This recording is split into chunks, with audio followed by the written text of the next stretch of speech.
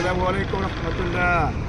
একটা কথা বলতে আপনার সকলে জানেন যে আর কিছুদিন পর নির্বাচন। তো নির্বাচনে আমাদের সকলকে ভোট দিতে হবে, তাই না? তো আপনি ভোট কিন্তু খুবই মূল্যবান একটি সম্পদ, খুবই মূল্যবান। আপনি ভোট একটি আমানত। এই আমানতটি দয়া করে আপনারা কেউ খেয়ানত করবেন না। আপনারা দয়া করে কোনো সন্ত্রাসী, চাঁদাবাজ, দুর্নীতিবাজকে ভোট দিবেন না।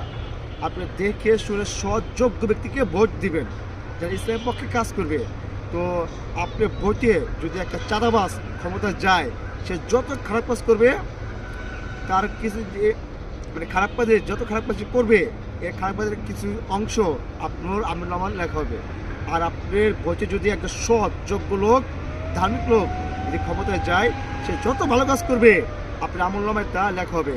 এখন সিদ্ধান্ত আপনার। আপনি কি চাঁদাবাজকে ভোট দিবেন নাকি কোনো ইমানদার ব্যক্তিকে ভোট দিবেন? সময় আর বেশি দিন নাই। শুধু ভোট দিলে হবে না, আবার আছে গণভোট। গণভোটকে আপনি সবাই হ্যাঁ দিবেন। তো আমরা আগামীতে চাই ন্যায় এবং ইনসাফ ভিত্তিক সমাজ।